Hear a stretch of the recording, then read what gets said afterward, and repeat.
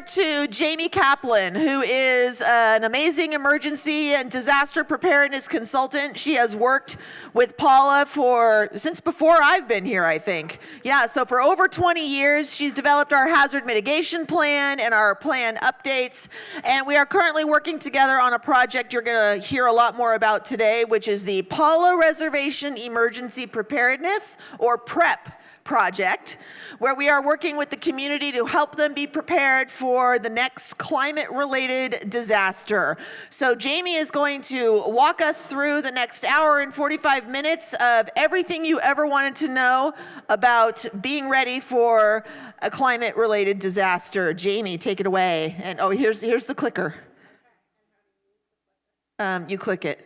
I know, but like... Wait, hold on. See? Yeah, this one. How many does it? Okay. All right, Jamie, it's all you.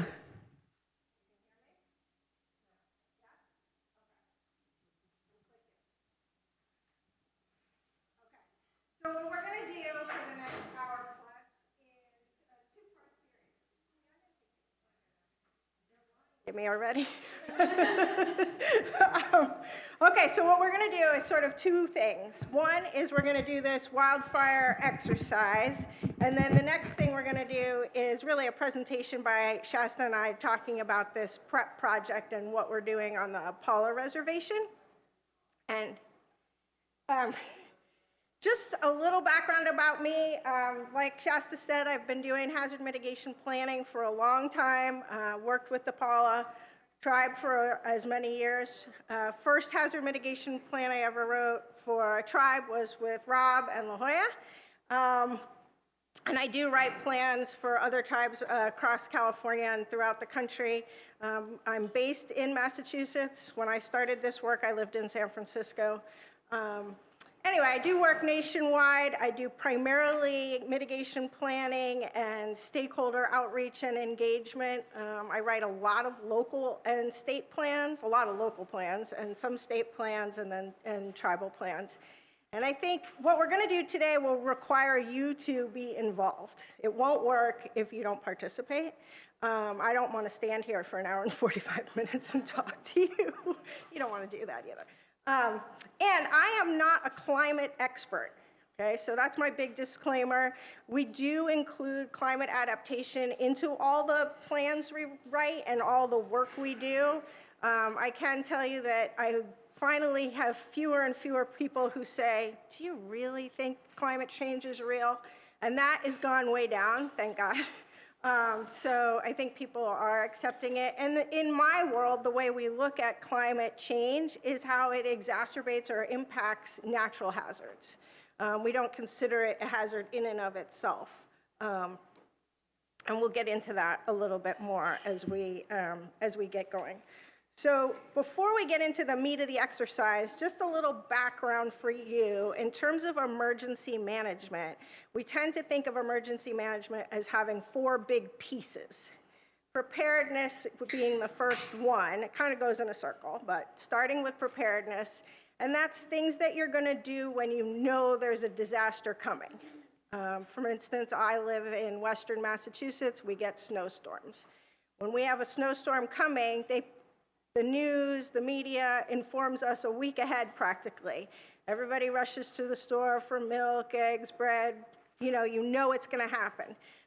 That's preparedness. Keeping a flashlight with you or in the car, having a go bag, that kind of thing is all preparedness. Response, really easy to understand. You're in the middle of this disaster. It's what you're going to do to deal with it, if you will. And primarily, that's a lot of lights and sirens, right? Although today we're going to talk about what your role can be during the disaster. Recovery, putting the pieces back together, right? You've had the disaster, it's ending. Now what are you going to do to get back to normal? And then mitigation is what are you going to do about when it's a nice day, it's not too windy, it's not too hot, there's no fire, but these things are possible. And that's when you want to mitigate risk or do something to lessen the impact of the hazard, whatever it is, and not let it turn into a disaster. All right, so we're gonna play kind of a sim disaster. So the purpose of this is to really help you begin to define what your role is in an emergency, pre, during, and after. So preparedness, response, and recovery is what we're gonna talk about, and we'll cover mitigation a little bit. So again, focus on your core roles, and I don't know what your roles are, right? I don't have the jobs that some of you do, so we're gonna have to talk about it and kind of tease it out a little bit together. Practice a bit of how you can integrate that climate decision-making strategies into emergency decision-making strategies.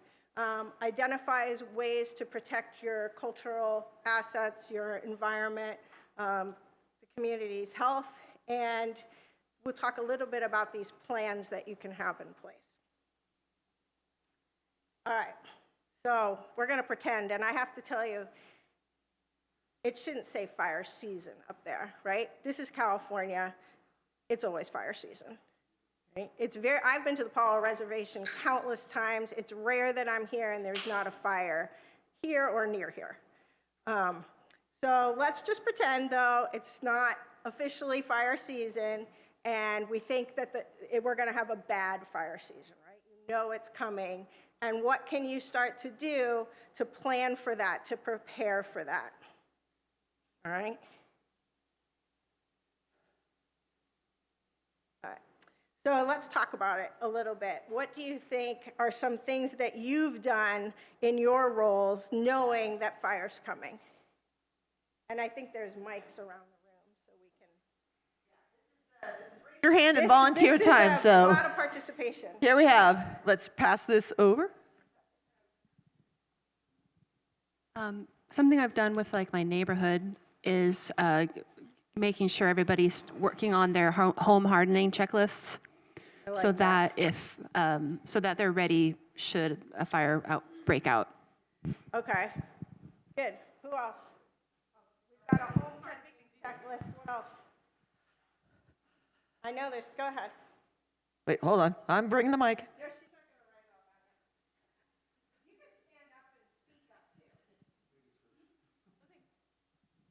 I would say any amount of appropriate fuels reduction you could do, make sure that you have enough transportation for all of your animals or your livestock, hardening up your home, making sure that you're not having stacked wood all around your home, limbing up any trees. I grew up in the country, so it's like this is a year-round situation that you have to prepare for. And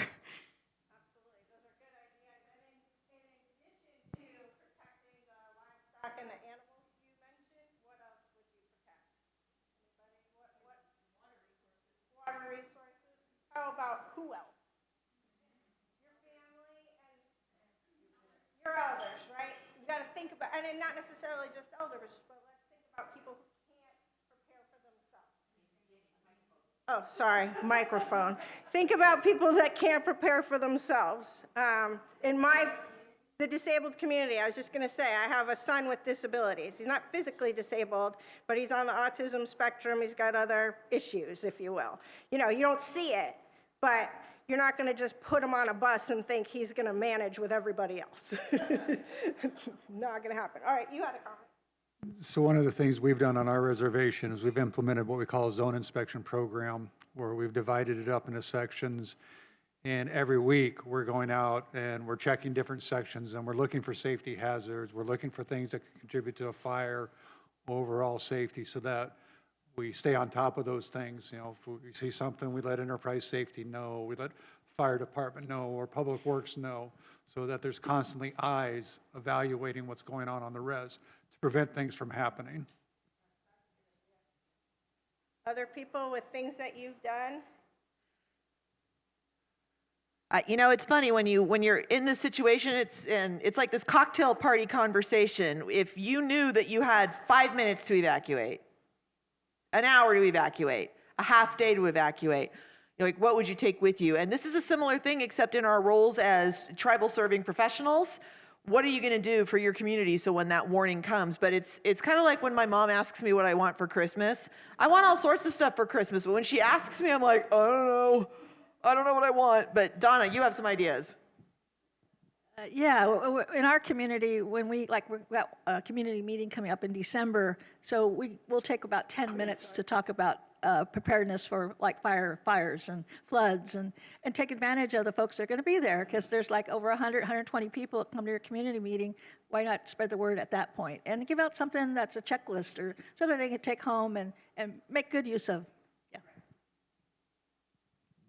You know, and if I could, I think I'm actually going to pick on, we got some other hands up here, but since I'm back here, I see Joe Weir, slowly strolling his way back in from Santa Isabel, and I want to give you or Sharon an opportunity to brag about a preparedness thing that you guys have done for disaster.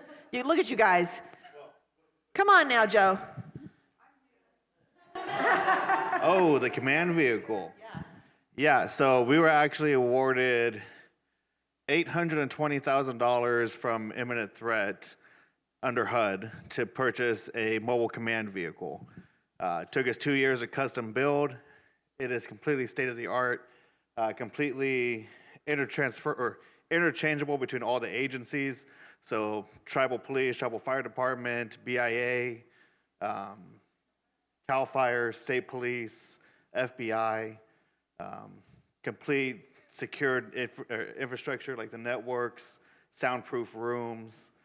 We just got another grant for $130,000 to do a trailer that's add-on that has tents, body bags, ALS kits. Yeah, so cots, blankets. Yeah, pretty cool thing.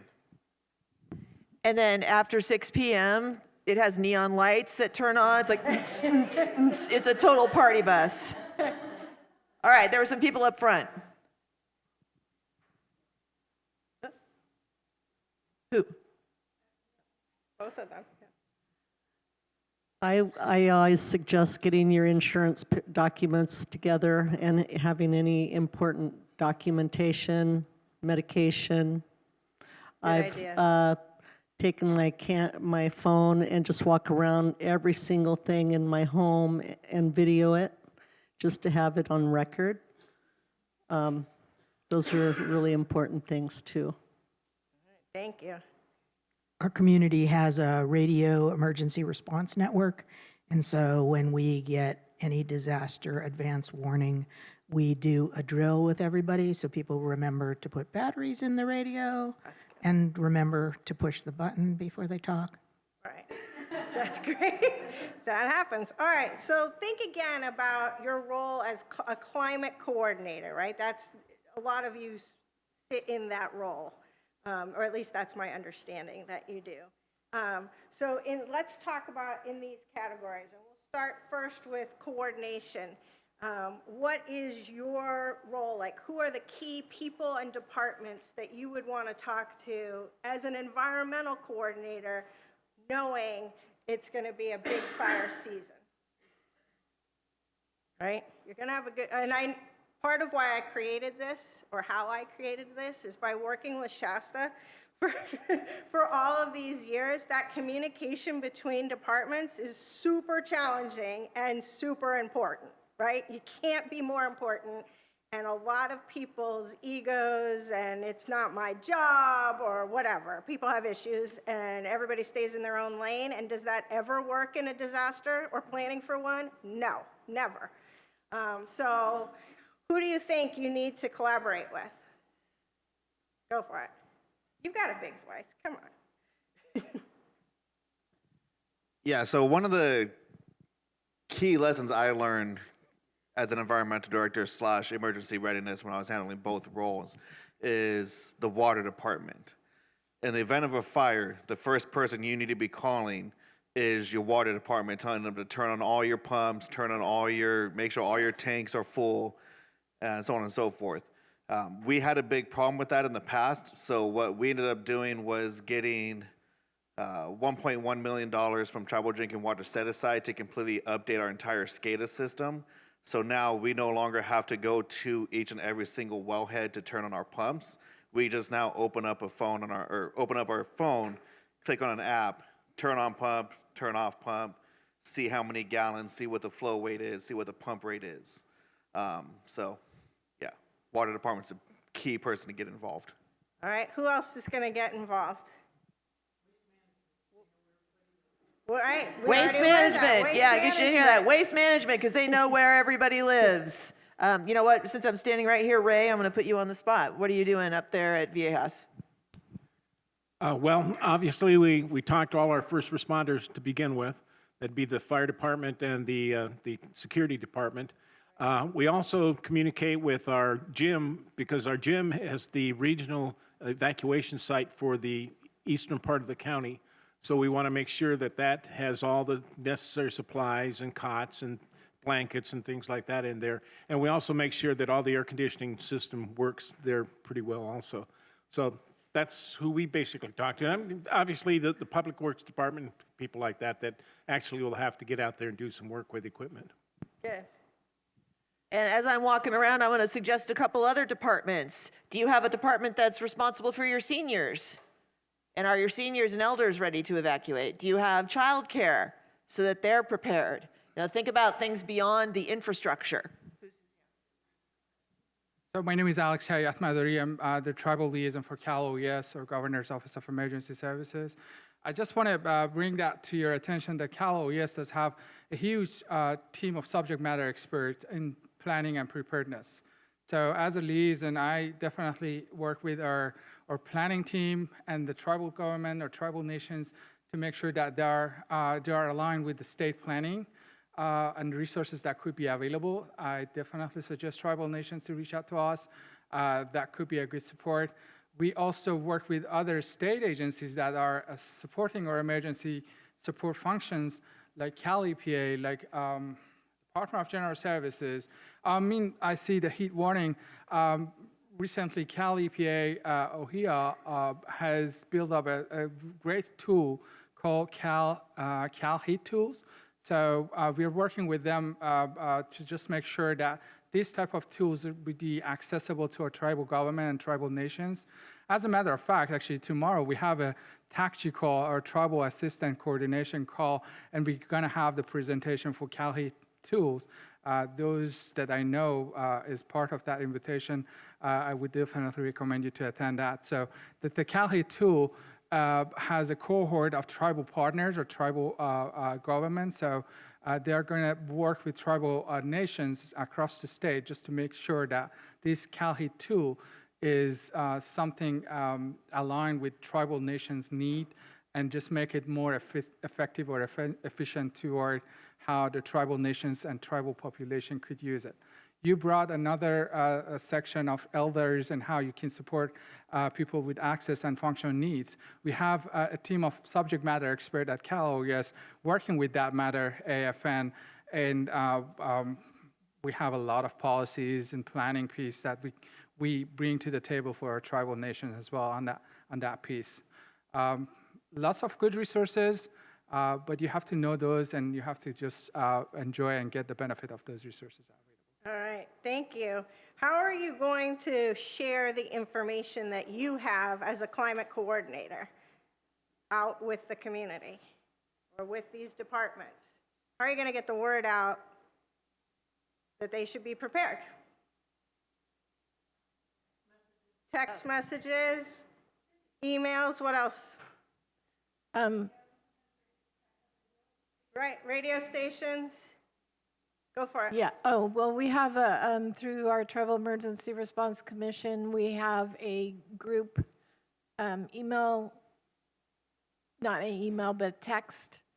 I forget what it's called.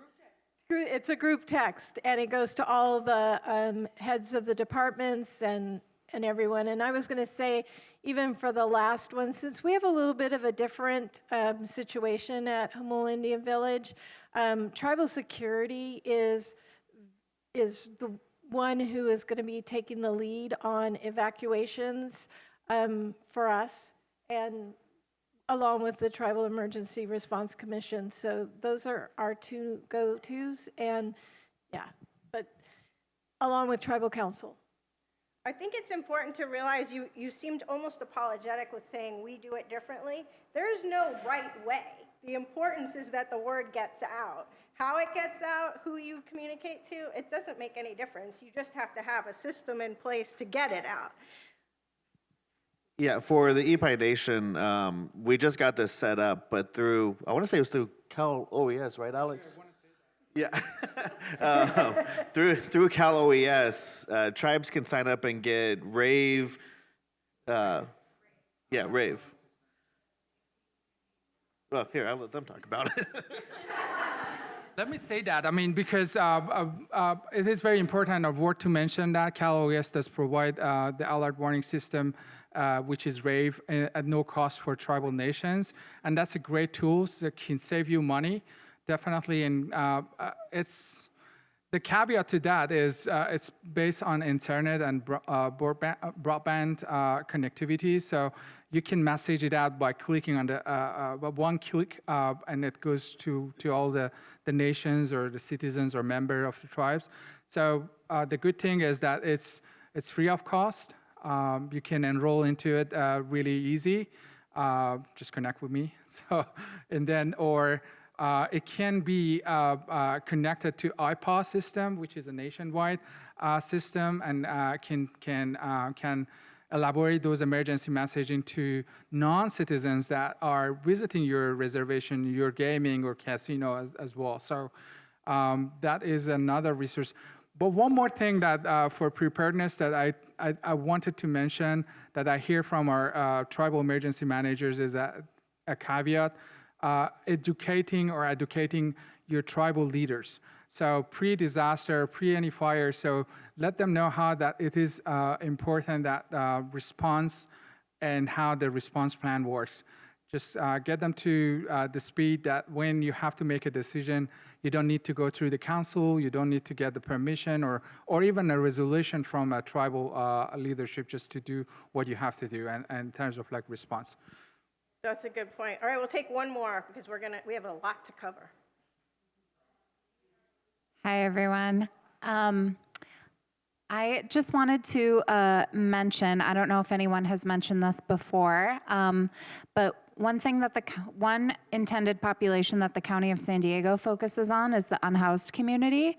And so, you know, reaching them, as we know, can sometimes be difficult because they may not have access to a mailing address or a cell phone or email or anything like that. So just thought it was important to note maybe like having flyers up in, you know, shelters or at grocery stores or at 7-Elevens so they can, you know, be properly prepared during an emergency.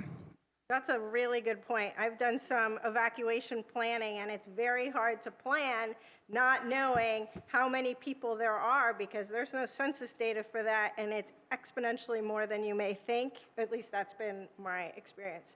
So let's think a little bit about this next category, which is risk awareness, right? So in your job, you have some information and data.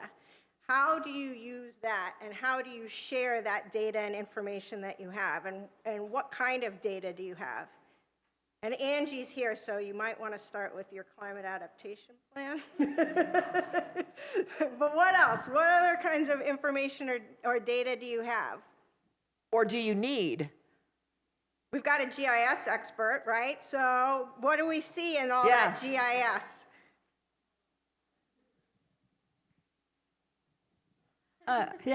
There's two things I would encourage, and being a former state employee, there's two portals that are really important that tribes should probably tap into, and one is the California GIS portal. The other one is the California Grants portal, which is it's grants.ca.gov. Okay, I got that one right. The other one, you just have to Google it. Just type in California GIS portal. And they have a ton of mapping data that you can download to take a look at your surrounding lands. But I work with for the allotment lands, we have with UC Davis, California Public Domain and Allotment Association now. So, we're organized. And we are doing per allotment areas, we're doing risk assessment of the land, the vegetation, the surroundings, the water access, those kinds of things to educate the landowners of the allotment world, what's going on. But we also are looking at the reservation lands too, rancherias, villages, colonies, those kinds of things too. So stay tuned. We're going to be doing more map postings on the UC Davis site. Yeah, so some of what you're going to see in that data, go ahead and pass the mic back. Some of what you're going to see in that data is where the highest risk areas are, right? Not every area of the reservation is going to burn the same. So that's something you'd get from that data. Hey guys, I'm Melissa Boudre with Cal OES Resilience Branch. So the other resource that's available to everybody is the State Hazard Mitigation Plan, which is a pretty daunting resource to look at if you're just looking at it as it's a large, very large document, but it is also online. And it is a full data set and analysis on risks and hazards that address or impact the entire state. And so there are also connected tools within that resource that have kind of like a deeper dive GIS mapping. I think it's My Tool 2.0, I think it is, or My Hazards, that can look at what risks and hazards impact your community specifically. So that's publicly available. It's on our website. We'll talk a little bit about it later this afternoon, but that's a full-on risk analysis for the entire state that you can use to leverage your tribal mitigation plan, your EOP, your climate adaptation plan. You can use that as kind of the foundational data set for all of those different planning elements. That's great. All right. Okay, Carl, one more thing, actually, I just remember to mention. Local coordination. So we know that a disaster happened at the local level. So if it could be a tribal reservation or surrounding a tribal reservation, I would say pre-fire season, it's great to have your master mutual aid or mutual aid with local entities. Could be fire departments, could be the county OES.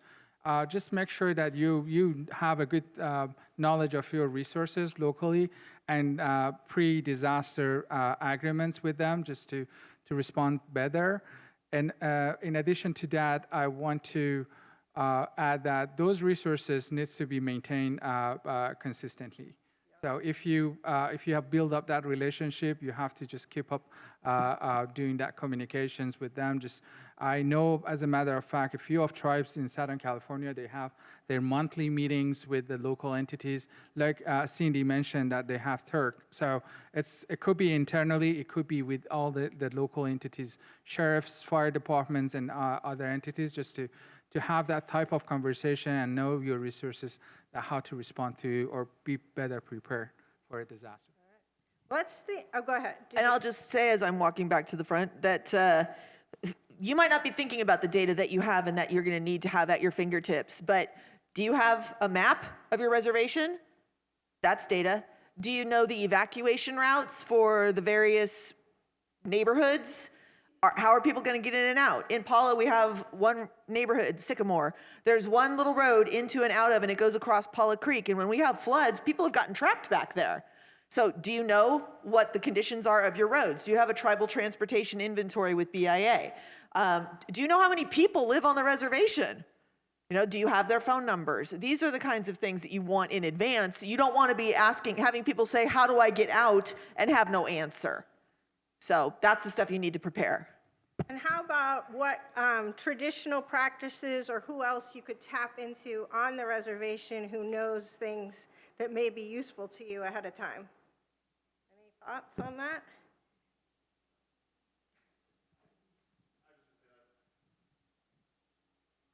That's one of our GIS layers is cultural and historical significant sites.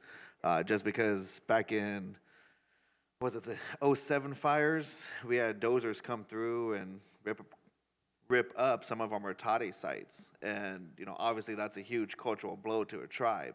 It's not only just the cultural aspect of it, but it's the emotional well-being of our citizens that get affected by it.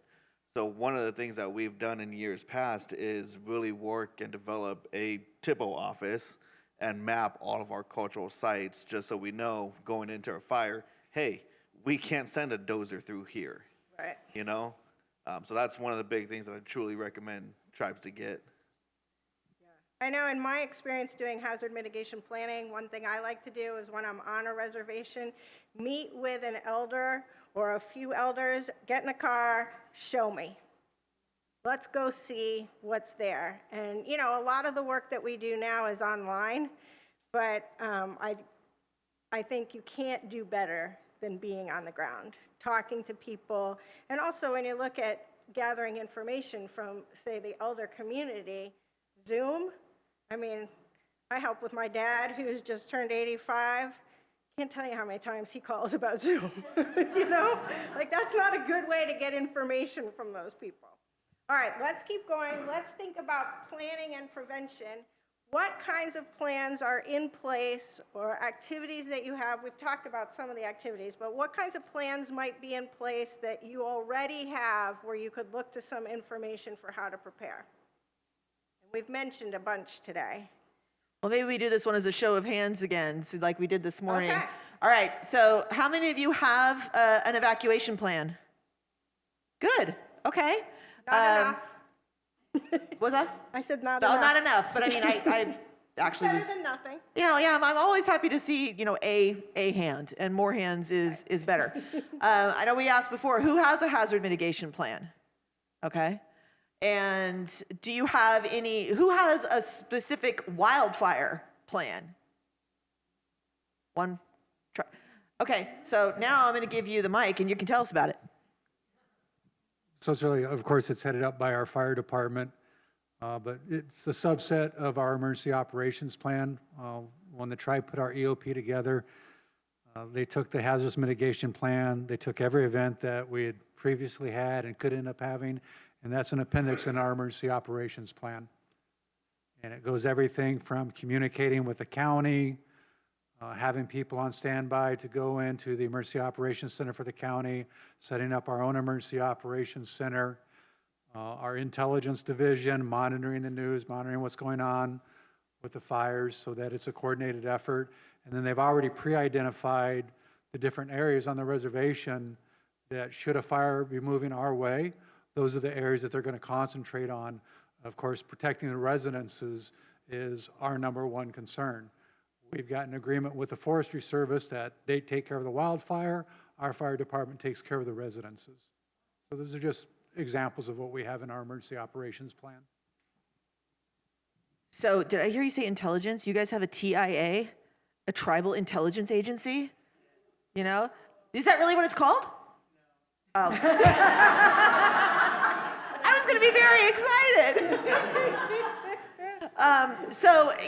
And actually that makes me think of something else, which is it's important to have, if you can, cross-agency agreements and partnerships, because especially, Joe, when you were mentioning the cultural resources, there are plenty of cultural resources that are at risk from wildfire that are off tribal lands, you know, and for our non-federally recognized friends and colleagues, we don't, most of your lands is not going to be within the tribe's control, and yet you still want to be able to tell CAL FIRE or whomever is responding to these disasters where these areas are, and hopefully have like cultural monitors that have a red card, meaning they can be on the fire line and they can be up showing where things are in places to avoid. And then let's not forget, sorry, Jamie, I'm hijacking here, but post-fire management.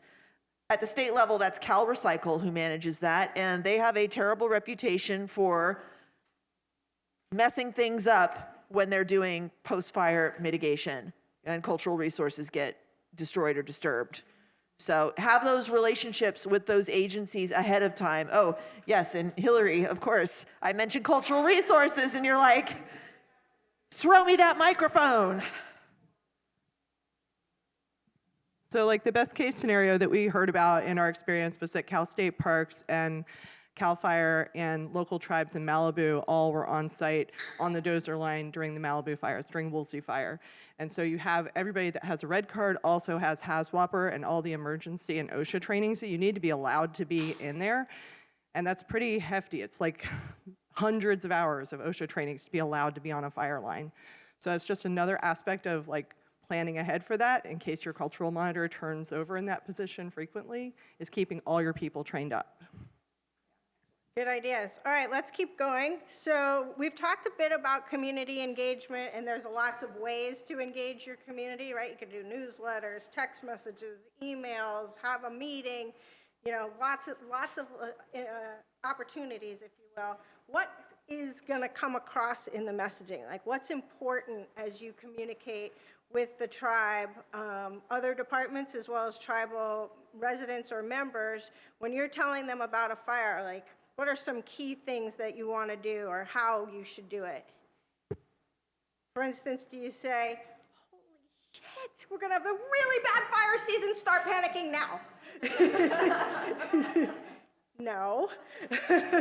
So, like, how should you communicate? What kinds of messaging needs to come across?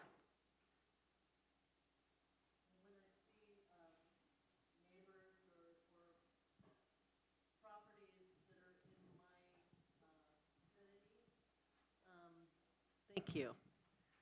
That need, say that they're elderly and they can't get out and take care of their properties. So we can send someone from the community over to help them maintain their property, lift and weed whack and all that kind of stuff just to clear the property for our other members of the community. Good idea. So who has a tribal website? Is that something you use to communicate information to your tribal citizens? Boom. Social media? Anybody have TikTok? For your tribe, you have a tribal TikTok? Ray? Oh, okay. All right. Joe, you're nodding. You have a tribe, an EPI TikTok?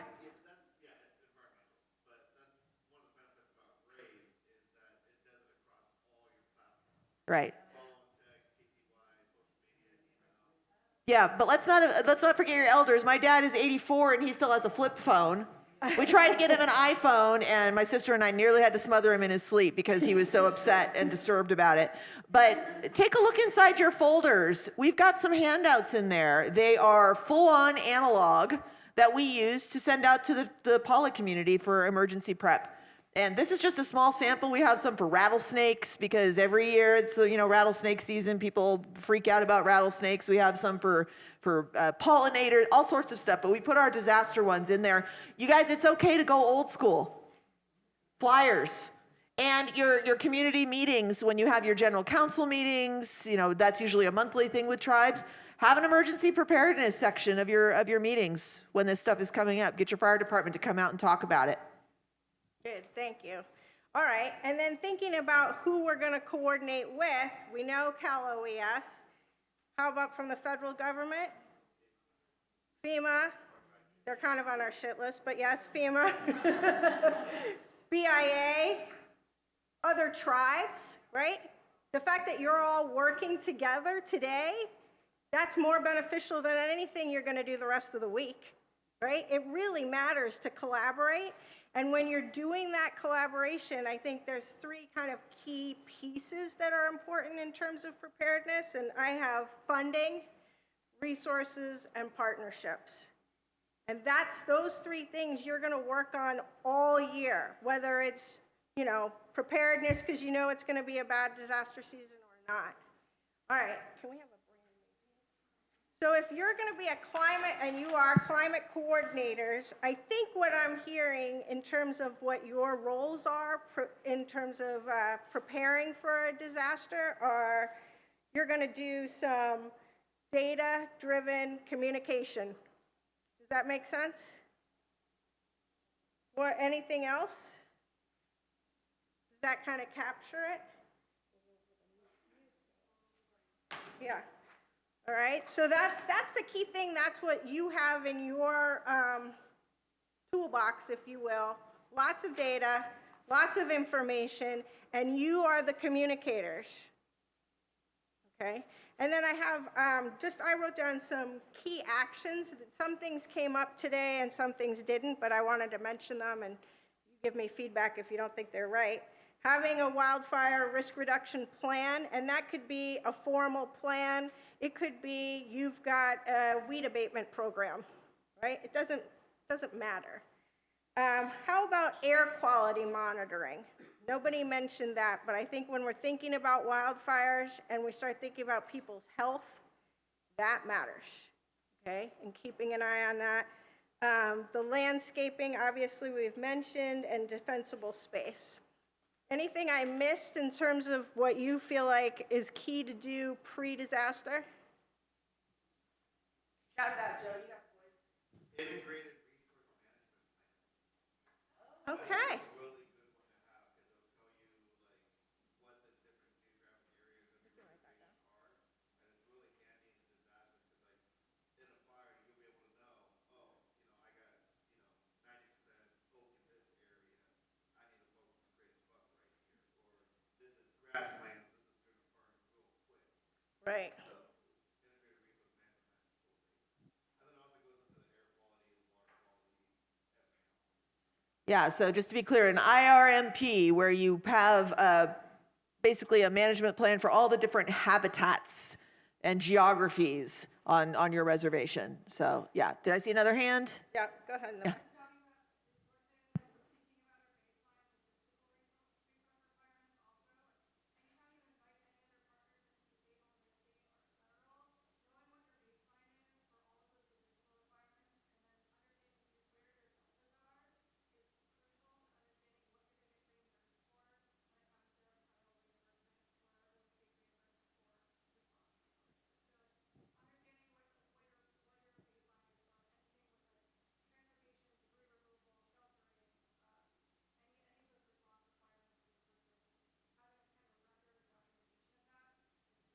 I think that's a key point. I mean, anybody who's ever written a grant thinks, why didn't I keep track of how many trucks we sent or whatever? Like, you definitely need that data for grant applications as well as reimbursement. All right, let's pretend that we're gonna have the disaster. So fast-moving wildfire on your reservation, and we could go to response now. Power outage across the reservation. Evacuation warnings have been issued. Smoke is impacting the community. There's poor air quality, and key cultural and natural resources are threatened, right? So we're in the thick of it here. And I know some of you have been there. So thinking about that, how will you support coordination, communication, data-driven decision-making? Okay, so now you're in it. Now's not the time to prepare, you're actually in it. What are some of the key things that you've done or think you should do? Where do the people live? Right. Wait, so are you asking for the situation, or are you saying we should know that? Like where? Yeah. Like where are the people compared to where is the fire? We're just going to pretend that the fire can impact all the people because the reservation's being evacuated. So how are you going to communicate? I think you're waiting for us to tell you because we're supposed to be the experts, right? Let's talk about what are the immediate actions that you're going to do, right? You're at your desk, and now the power goes out, and it's because of a wildfire. What do you do first?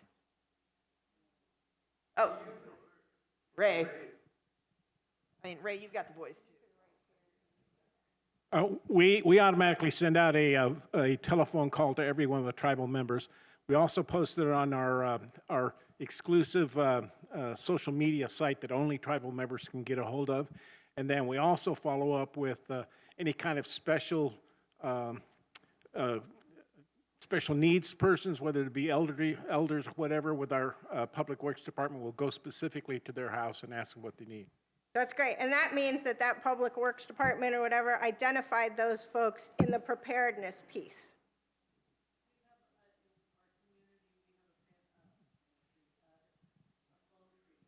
Okay. We have a phone tree in our community, and so the first key people call the next people, and then those people call the next three people, and it can be all done. And we do probably 2 times a year, we practice that. Perfect.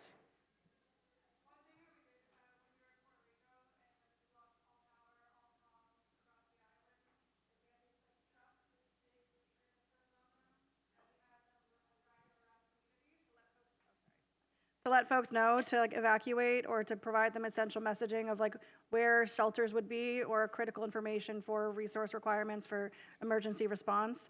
I think that was another just having on hand, they had it as kind of a part of their internal cultural notification system, but like just having somebody able to like drive around and let folks know that like to evacuate or to get out if they don't have access to phones or cell signal or access to any kind of communications is also crucial. Perfect, perfect, thank you. I think we'll add that as a category, communication and alerts. Do you have a system for who approves public messaging, or do you just take the initiative and you send it out? And that's what I do. I know. Well, so in Pala, we have an opt-in text alert system, and we advertise it as much as we can to get our community members and the people who work on the reservation. So here in the casino, all of the tribal government employees, we have 200 employees, and I spend more of my waking life here than I do at home. That's pathetic, but it's the truth. So I need to know, Tina needs to know, Kurt needs to know, we all need to know. So get your employees as part of that too, but definitely there's going to be somebody who should be in charge of messaging and communication. If it's not you, then you're reaching out to the person who it is, and you should know in advance who that person is, whether it's your fire chief, tribal law enforcement, somebody from Public Works, if you have an emergency operations coordinator, then that's the person you reach out to. You wait for their instructions, but they may need information from you. Hey, I need those GIS layers that are only available to the cultural resource folks. Get your cultural monitor out so that we can have them be there to protect those sites. Our elder folks, let's get them out there to make sure those people who need have wheelchairs can be gotten into safety. So it should all be set up in advance. You should know who to call. If you don't, and you don't know where you are in that hierarchy, put that on your list of things to do.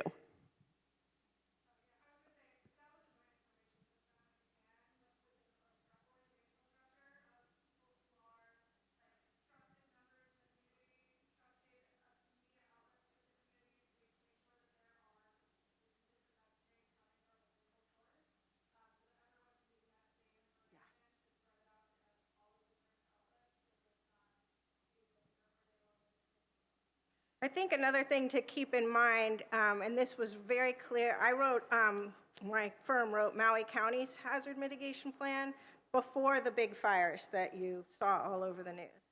And one thing that we did while we were in Maui was, we look at the infrastructure, and they have tsunami warning sirens throughout the islands. And some of them don't work. So of course that was part of our mitigation plan and really preparedness, get them working.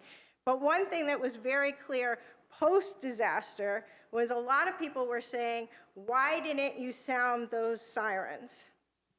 What do you think? Now you know. Why wouldn't they sound the sirens? And what happens if you sound those tsunami warning sirens? They're going uphill to the wildfire. So the lesson learned, the key thing there is to make sure your community knows what the communication is going to be. So when the siren goes off or the phone rings or whatever it is, you're giving them clear information in the preparedness piece so they do know. All right, let's talk a little bit about environmental and health warning, right? Climate adaptation, climate change, that's your focus. What are things that you can do during the disaster? What are things you're aware of? Don't look puzzled. You're the climate leader there. Who, me? Yeah. No, I'm making my skeptical face because I'm waiting for people to tell me what to do. What kind of data or information are you tracking during a disaster?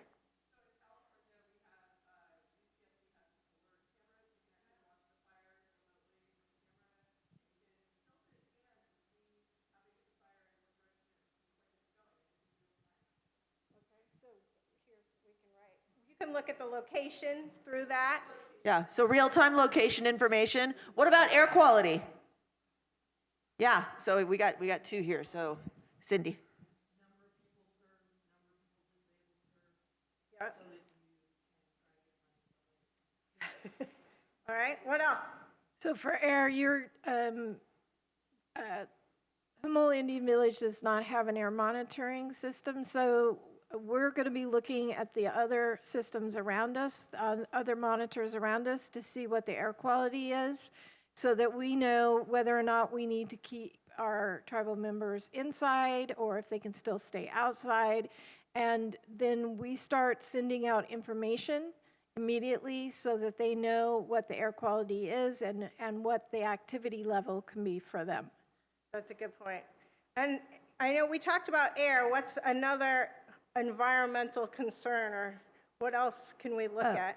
I use Watch Duty app, and I take a look at the wind direction and how fast it's going.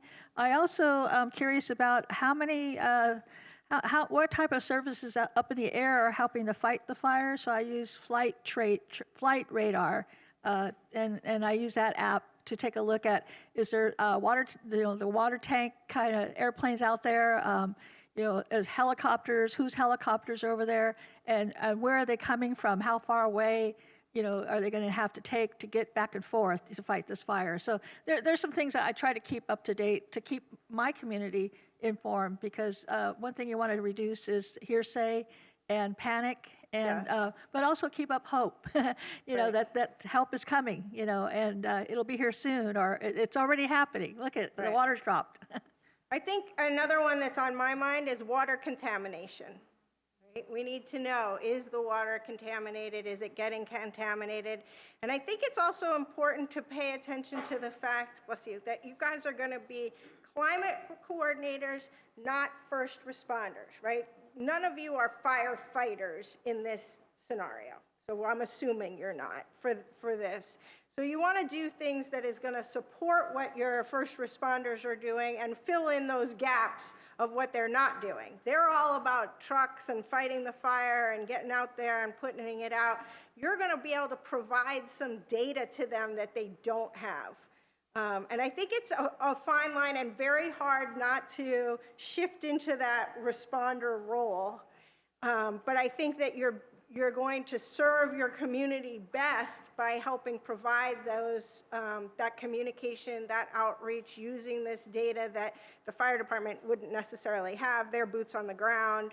That's just my own personal thought. And then the other thing would be your hazardous materials, right?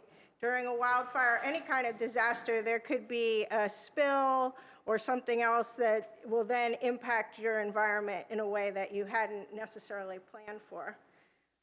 Let's think about culture. Did you want to say something? Yeah, I have it. I was hugging it. I was just going to say on the waters, I was going to say a watershed, this is where a watershed plan comes in handy. And usually it may not be at that moment that your water is going to be the issue. It may be after the fact when it rains. And then Angie had something to add. Where the power outages are, and maybe overlaid with where certain vulnerable people are that have medical equipment. Good point. All right, let's talk a little bit about your cultural and natural resources and how do you monitor those during your disaster? Hopefully, in your preparedness piece, you've identified their location, right? And we talked about that. Now they're at risk. Are there things you can do to protect them? So we've talked about that a little bit, right? So do you guys know what it means to have a red card? Who doesn't know what don't be shy if you don't know what it means to have a red card. Okay, so I'm just talking about you, Ray. Red card. That basically is shorthand for having passed all of the exams, basically the physical test, and knowing what to do on a fire line so that you are able to go out with the fire crews and be on the fire line. And so if you are a cultural resource monitor and you want to protect those things during a fire, then you cannot be on that fire line if you are not red carded. And that means things like being able to pass the 40-pound pack test where you have to be able to jog like 1.5 miles in 15 minutes with a 40-pound backpack on. So I ain't doing it. But so you got your red carded monitors, those are the people you want to be prepared to go out, and you want to have those things mapped. So we've covered those things. And like Joe, it sounds like you've got that taken care of in San Isabel.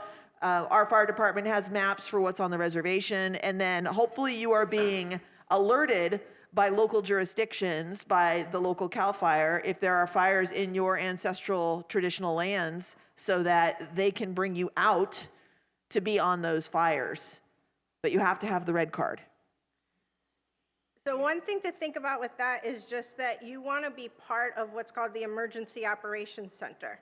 Okay, so your tribe, and it could be the climate coordinator or some sort of environmental position, you have to work that out ahead of time, but you want to sit in that room with the decision makers for this event and be able to say, and here's the map that shows where my sacred sites are, or the key natural resources that you have. Okay. Yeah, you definitely, well, in our case, it's just kind of like general vicinities. It doesn't give any identifying information about what's important about that site.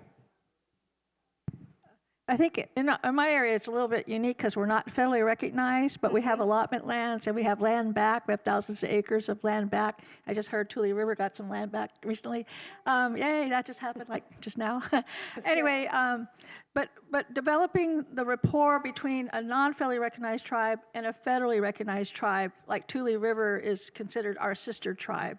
Tohon also, Tehachapi's not federally recognized, but we all work together when it comes to wildfires and protecting our cultural landscapes.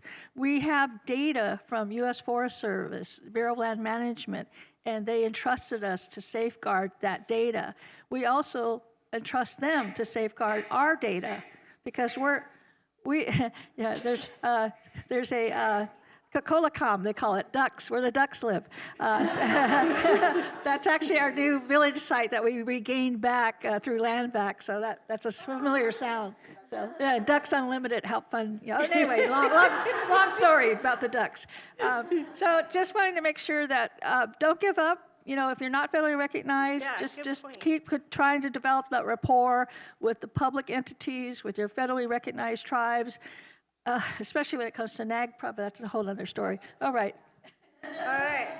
Right behind you, Shasta. One of the first few missions that happen post-disaster and wildfires is debris removal.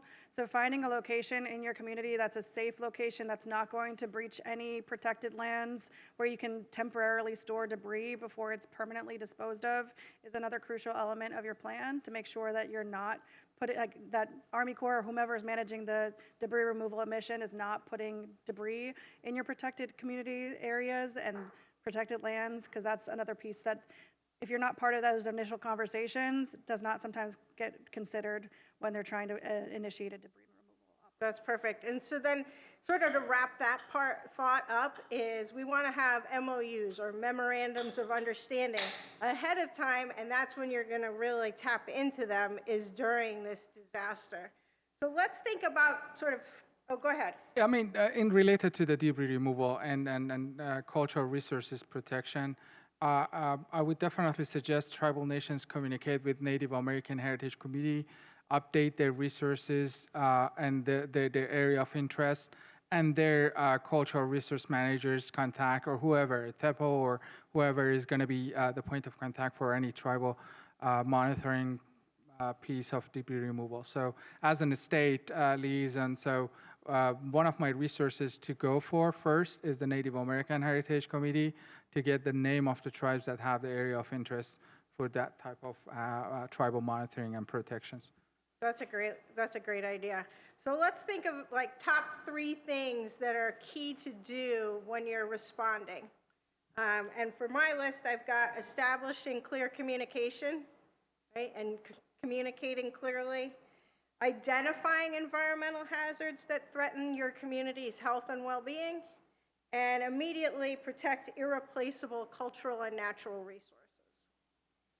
Did I skip anything that you think is key?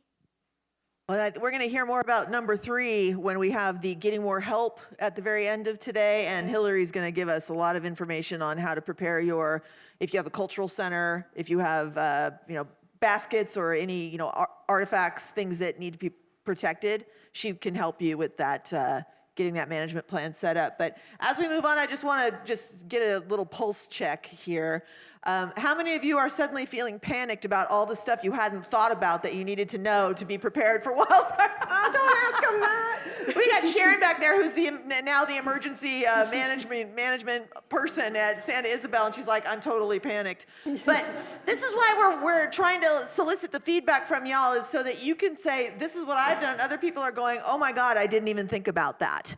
And you can add it to your list. And don't let it panic you. You know, a marathon begins with the starting gun, and that's where we are, is with the starting gun. I promise you, I have run a marathon. I will never do it again, but it can be done.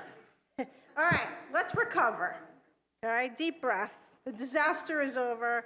We'll put the pieces back together, but you've sustained some significant damage. And there's some damage and loss to some of your cultural areas and natural resources. Your air quality is and I want to know what you can do to assist with recovery and long-term climate adaptation, and how can you mitigate wildfire risk. So how are you going to start to put these pieces back together? And what are some things you've done? Because some of you have had some massive fires. Yeah. I feel like we've got a bunch of people with a lot of great information, but we're not hearing from everybody. So I'm going to let Alex go ahead and talk again. Sorry for that. I mean, it's supposed to be tribal talk, but I mean, I'm just interjecting the conversation. So as one of my responsibility when it comes to response or recovery, I definitely would get in touch with the tribal emergency managers or whoever is having that hat and to respond or to recover from that event. So I discussed the options that the tribe does have, depends on the resources or the response level that, or recovery or impact level that they have gone through. So tribes as a sovereign nation has two options, definitely. So if we have a declaration or major disaster declaration through the state, the tribe definitely can go under the state, or the tribe can decide to go directly to FEMA and ask for a major disaster declaration. So knowing those things or advocating them at the time or during any events, so it's my kind of due diligence just to make sure that the tribal leaders or tribal emergency managers is on top of everything. And connecting to the federal resources just to have that further conversation with them is one of the things that we do. We have a good relationship with our FEMA Region 9 tribal liaison team just to make sure that the tribes get what they needed. What was the other thing? I mean, there was another thing that I had to say. Joe, remind me. What was that? Oh, yes. Yeah, go ahead.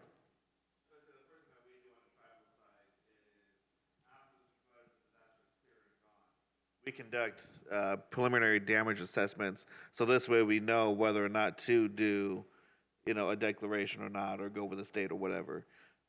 It's really big, and it's really important to get those people out into the community, like your housing department, your environmental department, to do the assessments and see, okay, I got this many houses damaged, I got this many acres of woodlands that is now gone. I need to start worrying about getting saplings and trees and native plants to repopulate the area. I need to get a hold of my water department to start doing, check dams and weirs to make sure that we don't get non-point source assessment or non-point source pollution in our waterways.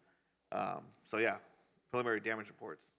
That's perfect. That was exactly what was on my list. Like that damage assessment, get out there and look, find out how many homes, how many cultural sites, where are they? What's the impact been to your environment? That's one of the first things that you're going to do to be able to put your pieces back together to recover. And I was just going to add too, it's harder to assess like the spiritual damage I think that communities have. And so how can you look at those cultural areas and assess the connection that people have? How could you invite the community to be part of the restoration to those areas? How can you be informing the community so there's transparency involved? But I think, yeah, engaging, if it's within your cultural protocol, have a ceremony. Things like that. Time to come together and heal as a community is kind of first and foremost. One of the most important things, I think, is taking care of the people and their connection to the land. Maybe it was a burial site. Maybe you want to have, you know, a certain ceremony or something to honor, you know, that land and what it was. But yeah, I'm not an emergency management person, so I'm mainly community engagement focused. So that's my 2 cents about this. But thank you all so much for sharing all of your knowledge about this, because it's got my wheels turning, and I want to go back to my tribe now and ask if we have all of these things and if I could be involved in, like, I don't know, creating some of these things or getting them in contact with the right people. I think that that's one of the most important comments we've heard, right? Like, here I am telling you all about data and GIS and what resources you have. People first is really key. And I think, you know, it's a lot of trauma to even look at a disaster on the news, let alone live it. I mean, I'm getting chills, like, just mentioning. I mean, it's a big deal, and it's going to have a long-term impact on your community. And part of your responsibility is to help that community recover. And I think information transparency is the best thing you can do. Because frequently, people just don't know what their government is doing. And so that's key. Let's talk about a little bit more about the community's well-being and the community's health, right? So we're going to recover what are still some issues to that health beyond just the mental health, which is obviously a huge issue. So, Rob, I'm going to put you on the spot because you dealt with some of these after effects after the Pumacha fire, and there was so much loss in La Jolla. So I don't know if there's anything you can say about that. That's a plan you still follow, but love to hear your thoughts. Well, you know, I was just listening to, you know, I know you asked about a different thing, but I was just listening to, you know, Jamie kind of, you know, talking about the mental health aspects. And I think that's also, just to add on to that very briefly, and then I'll get to your question, Shasta. But I think that, you know, we really do need to think about how this will affect people's mental well-being, and then what comes from that. Then you end up getting people that are already, you know, kind of, you know, challenged with substance abuse that fall deeper into those types of challenges. You get more domestic abuse cases and things like that. And so your police, you know, need to think about that. And, you know, while you also have to promptly react to that and protect the people that are at risk, you might also kind of consider that people are under a huge additional amount of stress at this particular time. But if you can kind of plan for that in advance, you're going to be more set up. But Shasta, you know, what you were talking about, so as we were talking about recovery after the fire, I kind of wanted to, you know, mention an awful lot, probably everybody in this room here has some type of federal grant. Many of us in here work with EPA. You know, after the 2007 Pumacha fire, John Flores, who's now at San Pasqual, he was working with me at La Jolla. And after doing some of the immediate things of going out and shutting off, you know, finding out where all the water leaks were, trying to secure the water system and get the water system tight so that they could work on properly disinfecting it and repairing the leaks to, you know, have water be available so that people could come back, we also needed to start cleaning up all of the hazardous debris. And so John and I actually surveyed the entire reservation, and I do GIS mapping, and we started, you know, documenting in GIS where every single home and what the condition of that home was, whether it was burned, still standing, things that we saw around the home. We started collecting hazardous materials that were still on site. We're documenting what was there, and getting ready for the hazardous materials cleanup and the solid waste cleanup. But also the federal grants that I was mentioned a moment ago. More than likely, you will get what's the word I'm trying to look for? Flexibility from your federal partners. You know, we were instantly told by EPA, just focus on disaster response, and then we'll worry about your GAP work plan, your water quality work plans, and things like that. Everything that you're going to be doing is something that can be covered under, you know, our GAP grant, your non-point source grant, all those types of things. So don't be hesitant to reach out to your federal partners and say, hey, I can't go out there and do my regular water quality monitoring. I need to do this and that and the other thing. And usually those people will be extremely flexible and allow you that flexibility that you need to get out there and do that while still completing your work plan that you obviously need to do as well. I think that's a good point, and I think frequently, we sort of make fun of our state agencies and certainly our federal government, but they are there to help you. And I encourage you not to let some of those misconceptions get in the way of picking up the phone or sending an email, because their job is to assist you, and in my experience, they really want to. Whenever I work with a community, I reach out, of course, to the state and to FEMA and other federal agencies, and it's always been welcomed. Please include us. We'll come to a meeting. We want to be involved. So I know, it's easy to make fun of them, but but they really are there to support you, and I would encourage you not to hesitate. Let's talk about the restoration and the adaptation. We're trying to build back better, right? And you've lost a lot of your natural resources. What are some things you're going to do as you recover? Yes, create a tribal, I love that, which you guys have done. A tribal nursery, yeah. And what are you going to plant? Well, give me some categories. Cacao? Are you guys planting cacao? You're going to make chocolate? We got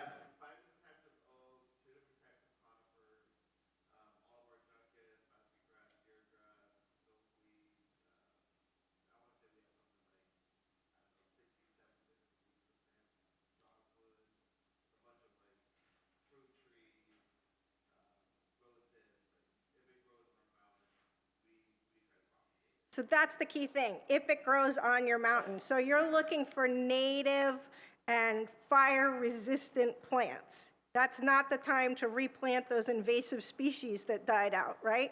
Like you want to plant what should be there. It's an opportunity to do it better.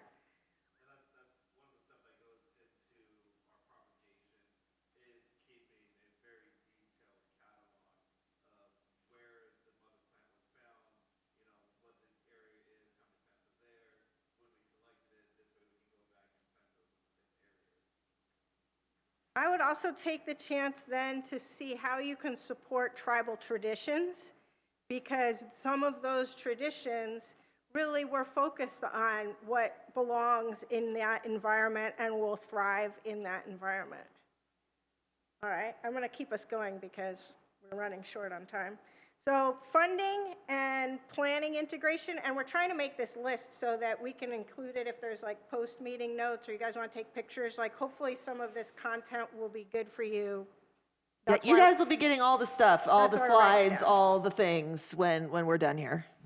So as someone who works in mitigation, which is that sort of after the recovery period, this recovery time is like a window of opportunity. That's when some money is going to come your direction and you get to do things better and differently. What else are you all thinking in terms of funding and planning integration?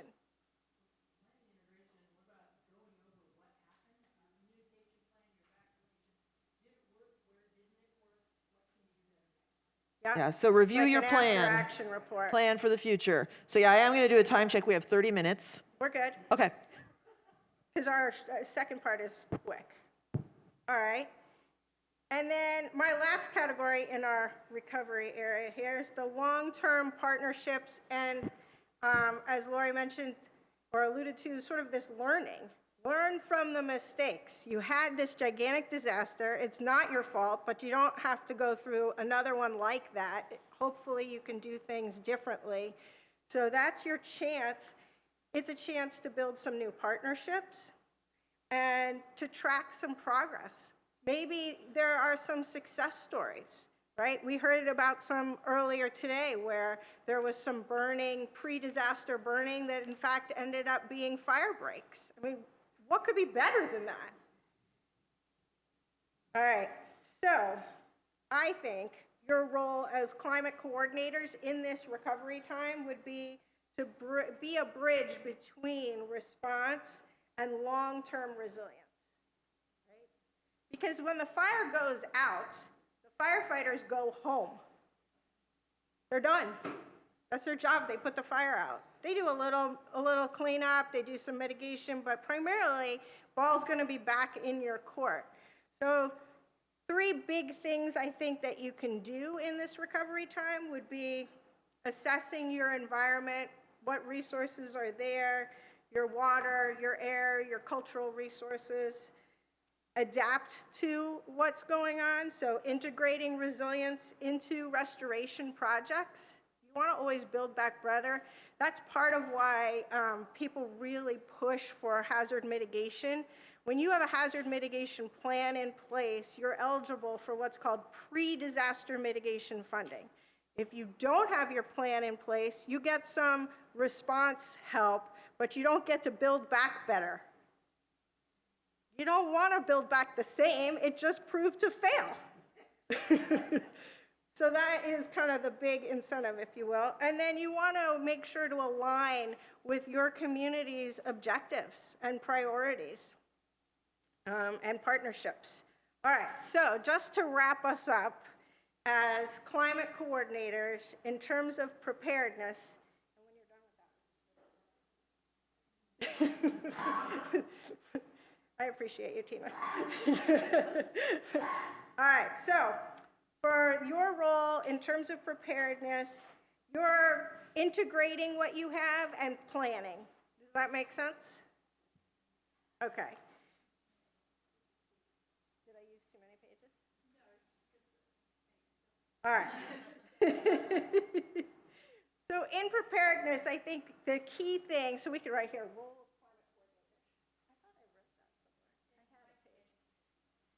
Anyway, are you using what you know about fire and climate to prepare? That's going to be kind of key in this preparedness piece. We won't worry about that. And your focus, I did it. Yeah. All right. So your focus is going to be in the preparedness piece, anticipation, coordination, planning, right? You're thinking about this risk analysis, your plan integrating, you don't have to write all that, plan integration, and community education and coordination. That's just some of the things we talked about in the preparedness part. For response, we talked about you're giving advice as well as communication. How do you protect people and your environment? And your focus there is going to be coordination, environmental safety, and communication. So you're going to provide some support in the incident. You're going to monitor your environment. You're going to send out those public messages and not panic your community. And you're going to be a cultural resource liaison and document what's happened. And then for the recovery, you're going to bridge the gap to resilience. And that's, in my mind, the most important thing you can do. Be a more resilient community, get that community prepared, and mitigate risk. And you're going to build back better, focusing on that restoration, the funding, the adaptation planning, do your damage assessment. We talked about getting data was key, funding, replanting in a smart and climate-friendly way, and some healing. All right. So those were all my things, if you will. In terms of action items, I think we covered most of this as things you're going to do, and we can share this out, right? Okay. And I can always type this up if you want it, if it would be helpful. The key things for you, I think, and now I'm not a climate coordinator, but I think that these are your big roles in your jobs in terms of wildfire and what you're doing before, during, and after that disaster.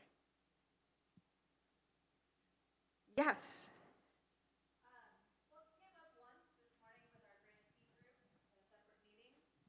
Was a checklist, and it's just, this can be overwhelming. There's a lot to take in. I wonder if Cal OES or Jamie or another is there a checklist that's tribal specific that helps folks understand the steps and what to do to prepare? What guidances are available? Yes.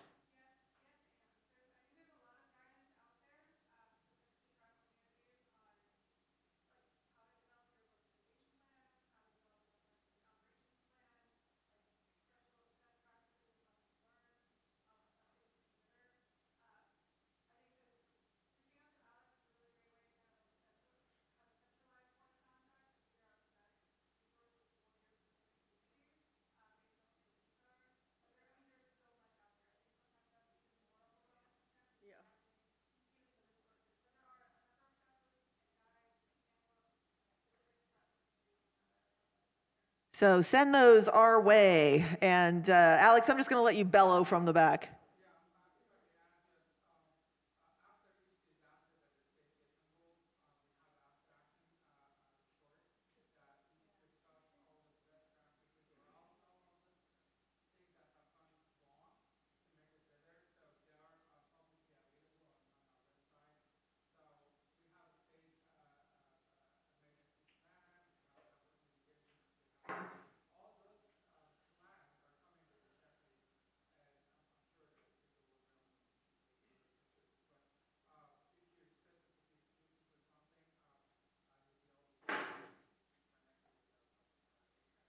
I think something to keep in mind, beyond the fact that there's a lot of material out there and a lot of people you can talk to, it doesn't exactly matter what the disaster is, right? Does it matter that I said wildfire? Only a little bit, because we talked about air quality maybe. But if this had been a flood, or, you have atmospheric disasters, so it would include the whole reservation more than if it's like a flood would be in a specific area. Years ago, working in emergency management before 9/11, it was all natural hazards. Then we had to talk about terrorism. It's the same. It doesn't matter, right? You're preparing for disaster. Communicate well with your people. Collect data. All of that remains pretty much the same. If I run through the next one, is that okay? Or do you want About the prep stuff? Yeah. Oh, no, I'm doing it. Okay. Yeah, I'm doing it, so I know that y'all, let me have the clicker, please. I know that y'all are in the Mexican lunch buffet doldrums. So before we talk about prep, we're going to prep for talking about prep. On your feet, soldiers. Get up.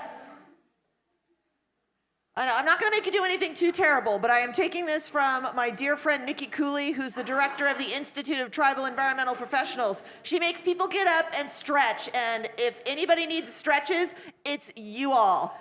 Stretch this way. Hit your neighbor this way. Yay! And stretch, like this. And then maybe like this. And if you don't mind touching your neighbor, reach over to their shoulder. And then reach to the other shoulder. And then finally, just some big circles. Make sure you're totally hitting people in the head. Yes. And then finally, shrugs. Oh, nice, slow, okay. Now 15 push-ups. Yeah. If anybody needs me, I'll be under the table asleep.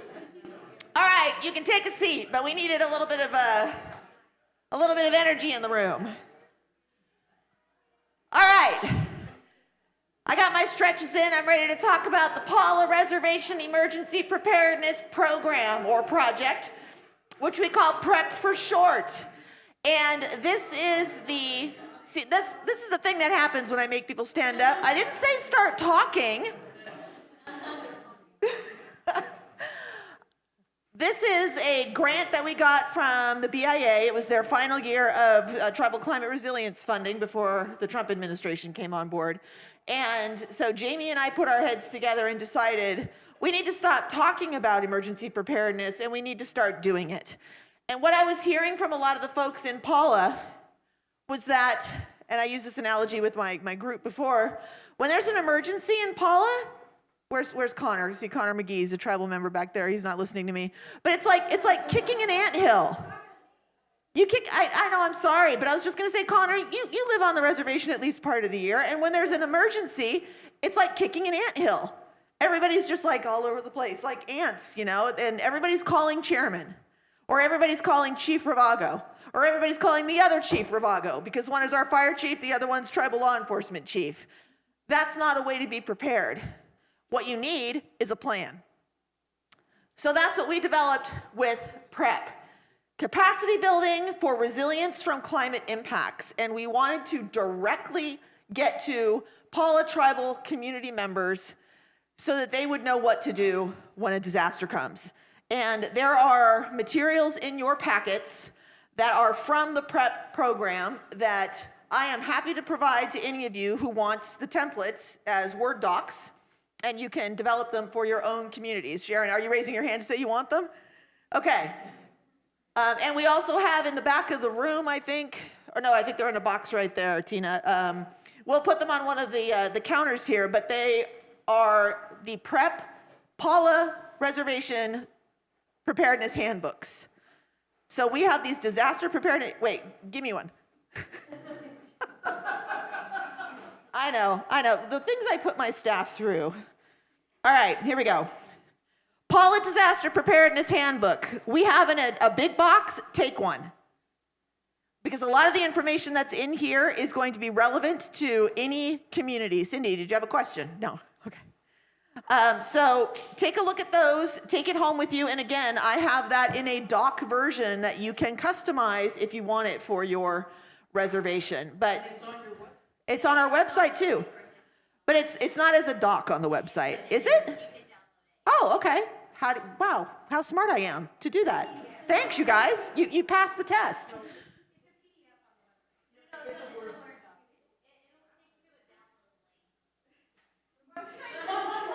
Wait, hold on before we get confused here. On which website? The Pala website? Oh, see, that's why we're confused. It's on the the palatribe.com website, and it's also on the Tribal Climate Health Project website. Goodness gracious, we're making this much more confusing than it needs to be. Let's just be quiet and move on. You will find it when you find it, but let me know as well if you can't, and I will make sure you get it. So, like I said, what led to this? It was people not being sure what to do. And I had several people talk to me and say, I want to know what's going to happen when I'm trapped in my neighborhood. I want to know who I should call. What should I do? So, whoops. Whoa. Okay. Whew, gee willikers. So these are the big issues that we face in Pala. And of course, we focused on wildfire in the first part of this presentation because it's an important issue for tribes throughout California. But we have these other issues as well. And in fact, it was an interesting coincidence that on the night before our first prep community meeting, we had Pala's first public safety power shutoff. How many of you have been through a PSPS event on your reservations? Most of you. So you know that when there's Santa Ana wind conditions, hot, dry fire weather, they will shut down the utilities in the backcountry to prevent down power lines from potentially sparking a wildfire. We had one of those power outages. Jamie was here in the hotel, and apparently the hotel wasn't prepared either because she was in the dark in her room for hours, which is not, and with no food, which, yeah, that's the biggest emergency. There was no food. So it was an eye-opening experience. And when we had our folks show up and I said, all right, how many of you had power out at your house? Almost everybody. A few people had generators. How many of you knew where your flashlight was? No hands.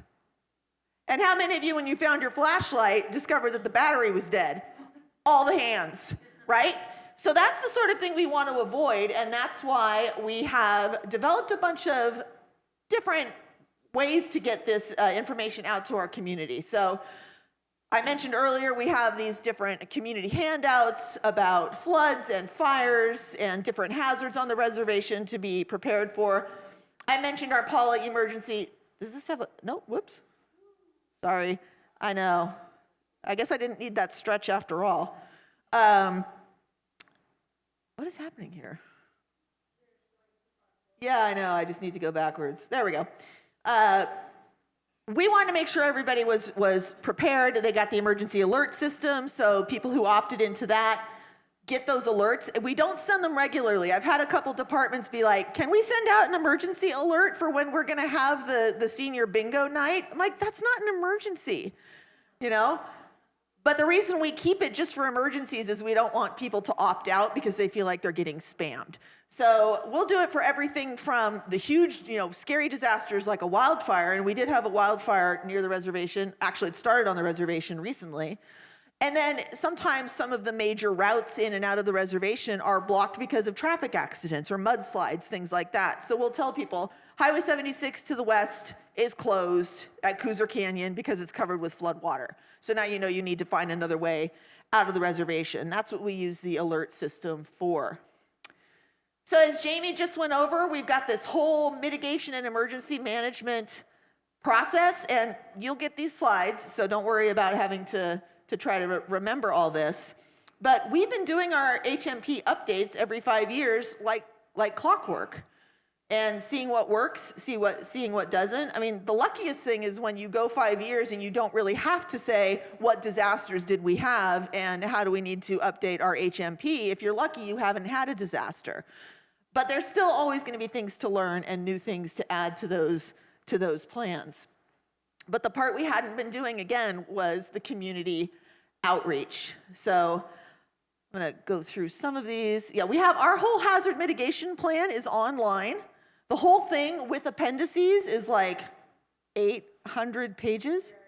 It's massive. It's massive. But we have it broken down into chapters. So if you ever find yourself one night having a really hard time falling asleep, go to our website and read our hazard mitigation plan. If you want to know what should be in a hazard mitigation plan and how somebody has done it, take a look at ours. And we do have a summary, like an executive summary version, so that you don't have to go through all the appendices. So again, we talked about this. It's about risk assessment, figuring out what your hazards are, figuring out what your assets are. One of the biggest assets in your community is the community itself, the people. So when you prepare them, then you are preparing your entire community for what they need to do when that disaster strikes. You want to start with your leadership. We got leadership's buy-in, so we are supported by Pala's executive committee in doing this work. And that helps to, with the community, feel that they are being protected by their leadership. So I'm just going to go through these mitigation things. All right, so again, PrEP, Pala Res, emergency preparedness. Branding, stickers. You guys all got stickers in your bags. You all got bags. People like stickers. I mean, I can't, it's weird, but I totally recommend that you get stickers, but have some branding so people know what it is when they see it. You don't just put your tribal logo on there, you want to have some branding. But again, educating and informing the tribal community, hands-on activities, that's huge. Everybody knows if you're gonna get people together, you gotta feed them, but beyond the feeding them, get them to talk to one another about what the plans are. And you can get some really good feedback from people based on the experiences that they've had. Like I mentioned, the neighborhood where there's just one road in and out. So it's good to be aware of those things and help them prepare for what happens if they're unable to get out of their neighborhood, just as one example. But we don't want people to be running around not knowing what to do. So we are spending a lot of time on the community outreach and engagement part of PrEP. And tomorrow we have the last of our series of community meetings where we're going to be doing sort of a tabletop exercise where we ask people, there's a fire, you're at home, say your parents or whoever else lives with you is up in town, what are you going to do? What are your steps? Think things through now so that you're not panicking when the time comes and you've already practiced. That's what we want to do. What are we doing today? We are modeling the program for other tribes. So that is the third step. And then we are going to continue with our long-term implementation and development. So what we did, we have this mitigation and information campaign website. There is a page on the palatribe.com website, not Tribal Climate Health Project, palatribe.com for PrEP. And you can see the things that we've done for the community. We have neighborhood profiles. And Rob, this is something you did in La Jolla. You created zones, and for each of those zones, you have a zone leader to help get folks to be responsible for their neighbors. We are doing the same thing here in Pala, although I need to pick your brain on how you got people to volunteer to be zone leaders, because so far everybody is like, not me. Nobody wants to make eye contact when I ask that question. So you have your neighborhood profile, you have your hazards and risks. Now, everybody knows wildfire is a risk. Everybody knows that flood is a potential risk. Not a lot of people are thinking about things like air quality as being a risk or high heat as being a risk. So we want people to be aware of what risks they might be facing, even certain illnesses that might be risks that they'd never thought about before. Under climate change regime, we are having changes in vector-borne diseases. We're getting valley fever in San Diego that we never used to have, hantavirus. As I talked about at length at lunch, we have bubonic plague in the squirrels in the Palomar Mountains. That's not new. Amy, don't give me that warning look. We're gonna leave it at that because we don't have time for my squirrel stories. People aren't necessarily aware of that, so we wanna help make people aware. So what are we focused on with PREP on our website? We have our emergency resources. We have all of the plans for what to do under certain disasters, whether it's fire or flood, anything that requires evacuation. We have our tip sheets, which we gave you copies of in your folders. We have the Get Started Preparing, and our last 2 meetings have really been about getting the community prepared. How do you pack and be ready with your go bag? How many people have a go bag? As in a bag you grab when the evacuation order comes? Okay, good. Do you have a car emergency bag? Who has one in their car? Okay. Who has one at work? Okay, the hands were getting less and less and less. Who has a shelter-in-place box in case you can't get out of your house for 3 or 4 days? Okay, couple. I mean, Joe, you've got the badass camper. You can just like rip through the brush and, you know. Okay, see, he has a camper. But not everybody knows what to have in that bag. So in your packet, there is a list, emergency preparedness checklist. What goes in your go bag? What goes in your auto bag? What goes in your work bag? What goes in your shelter-in-place box? Alex. A commercial break? I've got 6 minutes to get through this. Can you make it like a 15-second break?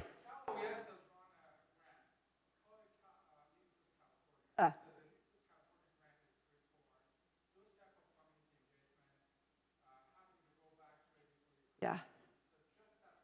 Thank you. Listos, California. Listos is Spanish for ready. Yeah. So Ready, California. Listos, California. So one thing we also included in this, and I think I mentioned this earlier, is the pet preparedness checklist too. Don't forget about your pets.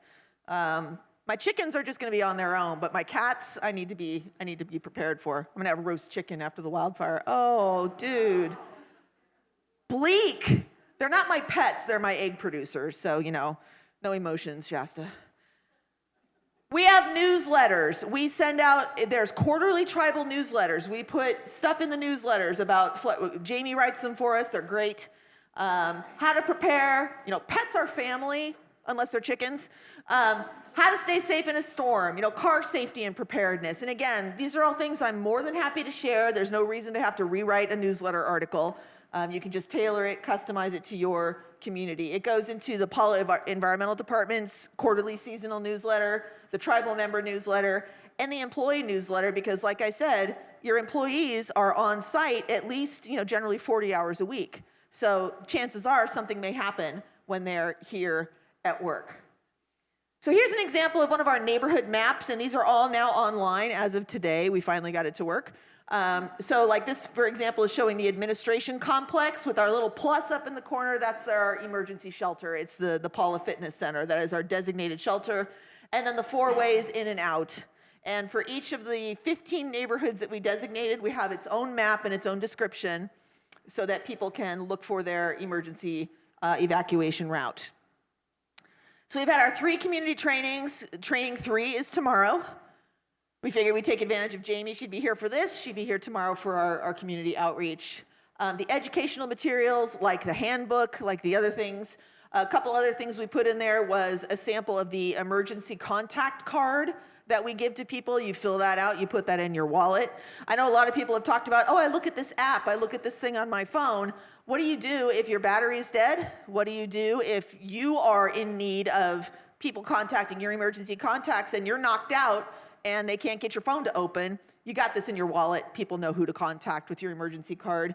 We created a magnet that has all of the important phone numbers on the reservation, the administration building, the fire department. Huge message at the top too. I don't know if this happens in other places, but somebody maybe is having a medical emergency and they just call the fire department instead of 911.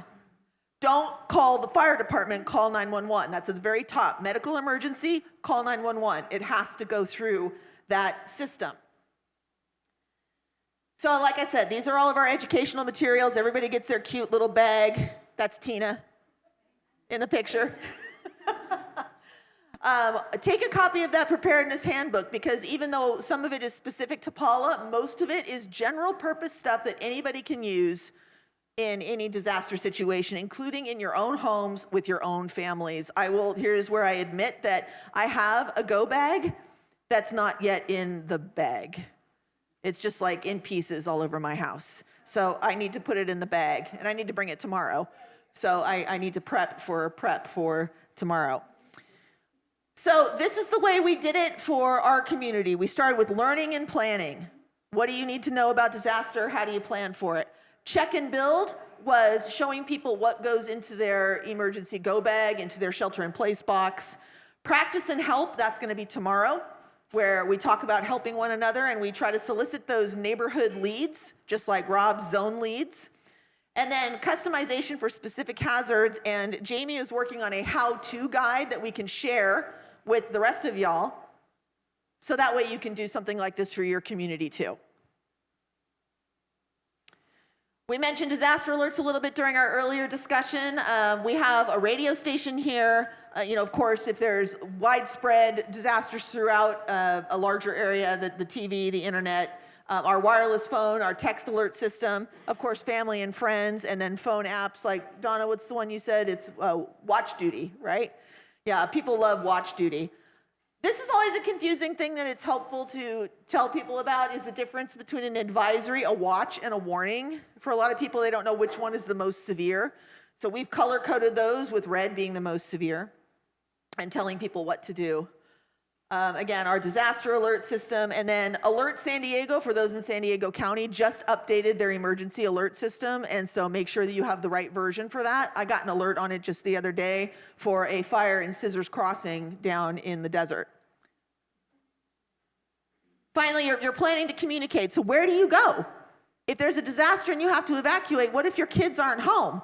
Or I'm sorry, what if you're not home and your kids are home? Where do they go? Jamie says that she has her kids, when both were home, go down to the mailbox at the end of the driveway. Don't go running into the forest. Make sure you have a place where you can meet one another. First, in the neighborhood, if you can't stay in the neighborhood, somewhere in the community.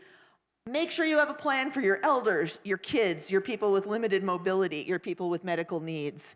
And then really important, an off-reservation, and sometimes it's recommended an out-of-state contact person, because sometimes you can't get through to people locally, but you can get through to people who are far away. So like my friend Morgan, who lives in Denver, that's my out-of-state emergency contact person, where she can be the conduit for communication between me and my family. So I'm out of time here, but all of this stuff is in your prep handbook. So please take that, and you can take a look at all of these things that tell you what to do under different circumstances: sheltering, warning, evacuation order, which we had in the last fire in Pala. People had to evacuate. What to do in all of these situations. Keep your phone charged. Get a power bank. We're giving some power banks away as raffle prizes tomorrow. Tribal members only, so don't go showing up trying to win our power banks. Again, check and build for your different boxes and bags, all your things to have on hand, food and water, and if you're gonna do canned goods, don't forget the can opener. Or get the ones with the pop top, because everything is lazy for Americans now. Power outages, again, you've all been through power outages, so all of these things are in that handbook. So again, I want you to feel free to take advantage of that to create this kind of outreach for your own community. If you have a CERT, a Community Emergency Response Team training program, highly recommend that as well, especially for things like turning off utilities, gas or propane lines. And then you identify your neighborhoods. Again, Rob, you've done that, which I will pick your brain about that, because I'm really curious how it's working out in La Jolla. And then finally, this is what we're doing. We're modeling this for other tribes. So it's easy to get a hold of me. You can email me. You can call me, but I won't answer. I don't pick up weird numbers, and they're all weird these days. But you can leave me a voicemail or an email, and I will definitely get back to you if you want to hear more about what we're doing in Pala. And even though our grant is closing, we want to keep things going. One of the biggest lessons we've learned is that it's hard to get participation, but if you can get somebody from the community to be a part of this, and fortunately we have one of those people on our staff, she's gotten a lot of people to come because even though I've been in Pala for 21 years, they still don't trust me, but they trust her. So if you can have that and definitely have patience, you know, and then, yeah, lessons learned. So here's my information.